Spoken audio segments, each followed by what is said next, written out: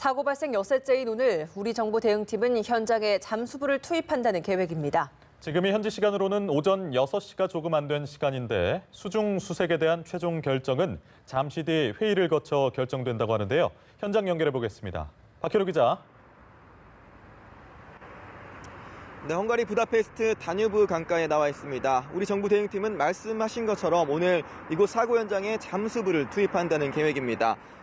투입 여부는 잠시 뒤 열리는 회의를 거쳐서 결정될 전망인데요. 아직 최종 조율 전이긴 하지만 수중 수색에 대한 강한 의지를 보이고 있는 우리 측 요구에 따라 우선 이곳 현장에는 바지선이 배치되어 있는 상태입니다. 사고 발생 이후 머르기트 다리 밑에는 헝가리 군 소속 선박이 정박을 한 채 일종의 강위 베이스 캠프 역할을 해왔는데요. 해당 군함은 오늘 새벽 다른 곳으로 이동한 상태입니다. 오늘 예정된 수중 수색 계획에 따라 바지선을 배치하고 군함을 이동시킨 것이라는 게 우리 외교부 측 설명입니다.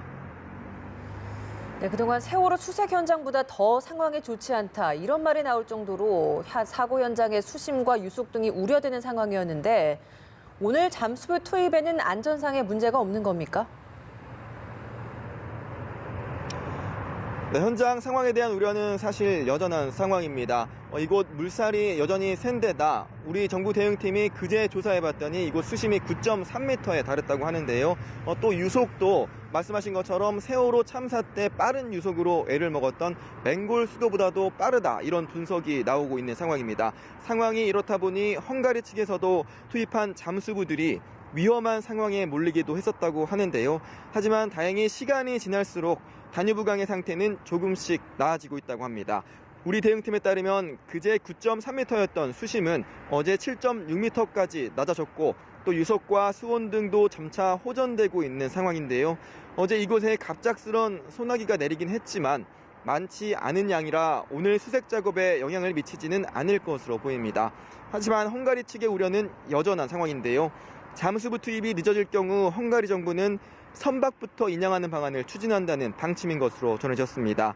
다뉴브강의 수위와 유속 등을 고려했을 때 헝가리 측은 이번 주 목요일이나 금요일쯤부터는 인양에 나설 계획인 것으로 안다고 우리 대응팀 관계자는 전했는데요.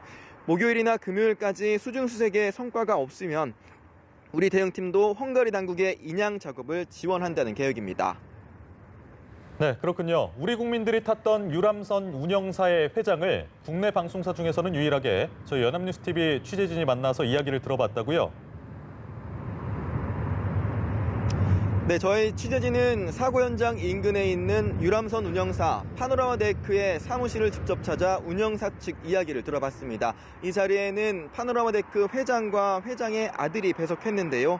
운영사 측은 우선 한국인들과 유족, 실종자 가족들의 고통을 공감한다며 헝가리인들의 이름으로 깊은 조의를 표한다고 했습니다. 운영사 측은 유족 등에게는 머리를 숙이면서도 사고 원인에 대해서는 비교적 명확한 입장을 밝혔는데요. 유람선 뒤에 있었던 크루즈선이 추월을 하기 위해서는 무전 채널을 통해 이를 알리고 답신을 받아야 할 의무가 있지만 해당 규칙을 지키지 않아 사고가 났다는 게 운영사 측 주장입니다. 구명조끼 논란과 관련해서도 유람선 내 최대 승선 인원인 80명에 맞춰 구비가 돼 있었으며 이는 올봄 실사 때 당국으로부터 점검을 받은 사항이라고 했습니다.